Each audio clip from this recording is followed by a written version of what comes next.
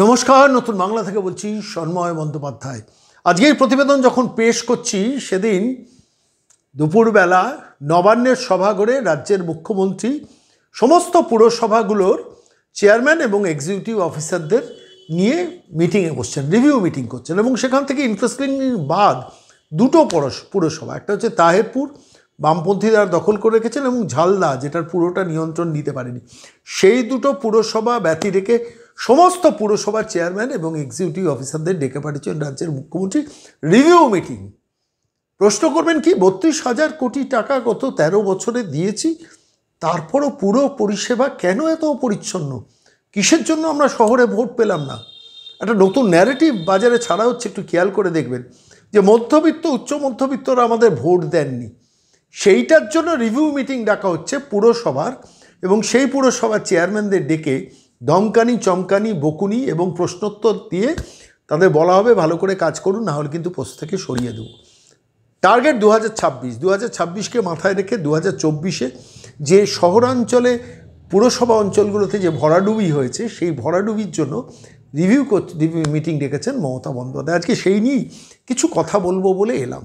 যে কথাটা বলা হচ্ছে না যে মধ্যবিত্তরা ভোট দেয়নি, তো মধ্যবিত্তরা ভোট দেয়নি কী কারণে? যদি মধ্যবিত্তরা ভোট না দিয়ে থাকে, কিসের জন্য মধ্যবিত্তরা তৃণমূলকে বর্জন করেছেন, এই জায়গাটা এসছে কিসের ভিত্তিতে? আমি এই জায়গাটা একটু ছোট্ট করে আপনাদের কাছে ব্যাখ্যা করব, একটু ভালো করে ভেবে দেখবেন আমি যে কথাটা বলছি।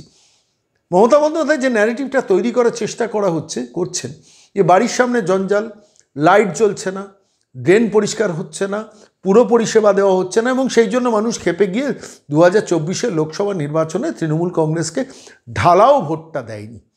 এই ন্যারেটিভটা কিন্তু মমতা বন্দ্যোপাধ্যায় তৈরি করার চেষ্টা করছেন এই রিভিউ মিটিং। এবং গত কয়েকদিন ধরে দেখেছেন সৌগত রায় বলেছেন শহুরে মধ্যবিত্তরা ভোট দেননি, তৃণমূল কংগ্রেসের ছোটো বড় মেজর নেতারা বলেছেন, কারণ প্রচুর পুরসভা হেরেছেন।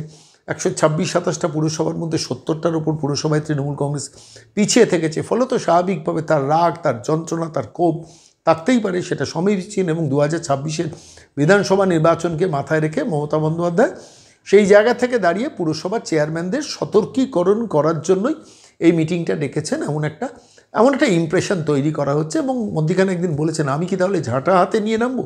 অর্থাৎ বাড়ির সামনে নোংরা থেকেছে বলে নাকি লোকসভা নির্বাচনে তৃণমূল কংগ্রেসকে মধ্যবিত্তরা ভোট দেয়নি বা শহরের মানুষরা ভোট দেয়নি। সত্যি কি তাই? আমি একটু সংক্ষেপে বলি। দেখুন, একটা লোকসভা নির্বাচন, বাড়ির সামনে নোংরা, আবর্জনা, লাইট, ড্রেন, এটা নিয়ে নির্বাচন হয় না। সেটা মমতা বন্দ্যোপাধ্যায় থেকে ভালো কেউ জানে না, নিশ্চিতভাবে তিনি জানেন। তাও তিনি ওই দিকে লাইনটা ঘোরানোর চেষ্টা করছেন। কেন করছেন?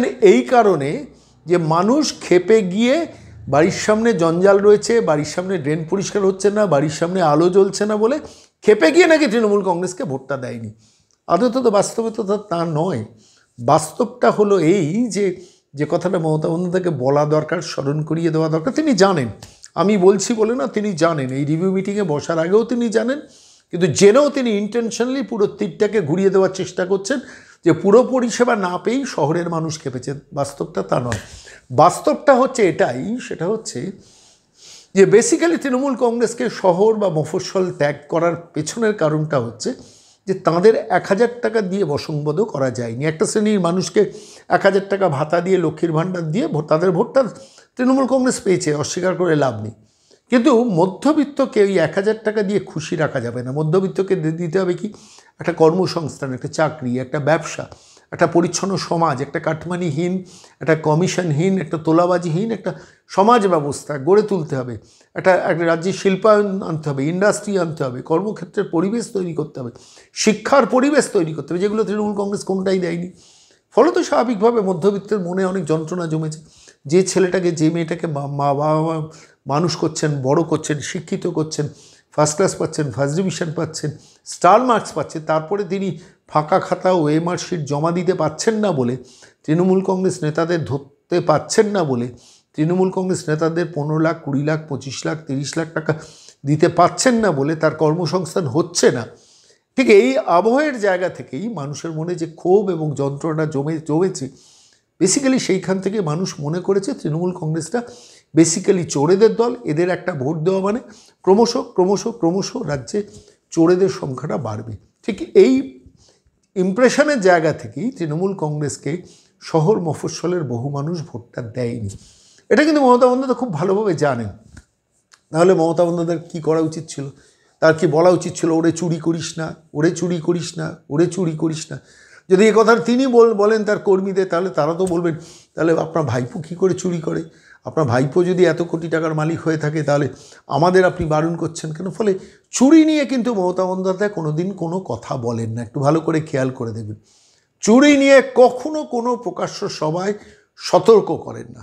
পুলিশকে বলেন যে এই ঘুষ তুলছো তোমরা, আমার কাছে খবর আছে, এই লরি দাঁড়ি করিয়ে তোমরা টাকা তুলছো, আমার কাছে খবর আছে, এটা বলেন। কিন্তু কর্মীদের কখনো প্রকাশ্য সভায় বলেন না যে তোমরা এত কোটি কোটি টাকার মালিক হয়েছে। একটু ভালো করে খেয়াল করে দেখুন তো, পুরসভার কাউন্সিলরগুলোর চেহারাটা একটু ভালো করে ভেবে দেখুন তো। যে কথাটা আমি বারবার করে বলি, আগে লাখ লাখ টাকার মালিক হওয়ার জন্য কাউন্সিলর হতো, মানে হওয়ার চেষ্টা করতো লোক। এখন কয়েক কোটি টাকার 5 বছর একজন কাউন্সিলর থাকলে একটু শহুরে একটু বর্ধিষ্ণু এলাকায় কয়েক কোটি টাকা তিনি মালিক হয়ে যান। কিভাবে হন? কিসের থেকে হন? ফলে করাপশন করেন। সেই করাপশনটাই তো সাধারণ মানুষ চোখের সামনে দেখে। সেই করাপশনটা থামাতে পারবেন? থামাতে পারবেন না। এই যে ধরুন সম্প্রতি 105 এবং 110 নম্বর স্বরাজ মণ্ডল এবং তারকেশ্বর চক্রবর্তী, দুটো মানুষের নাম বলছি।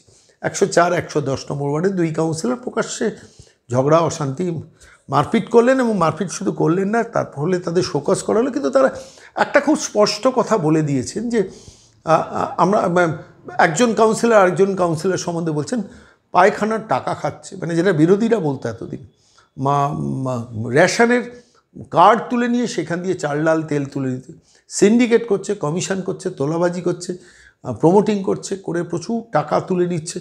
ফলে তার প্রতিবাদ করেছি বলে আমাকে মার খেতে হলো।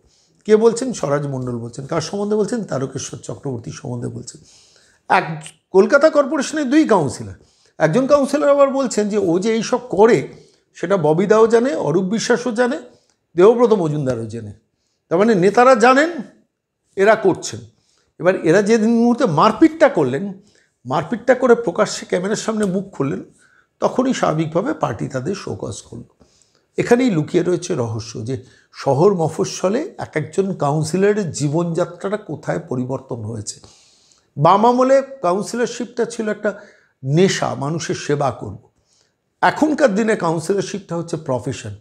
করে কমে খাবো, কিচ্ছু করার দরকার নেই, 5 বছর কাউন্সিলর থাকবো, তাতে আমার জীবন নয়, আমার 5 পুরুষ বসে খেতে পারবে। এই যে পরিবর্তন হয়েছে, নেশা থেকে পেশাতে পরিবর্তন করেছেন, এটা কিন্তু বাংলা রাজনীতিতে মমতা বন্দ্যোপাধ্যায়ের অবদান।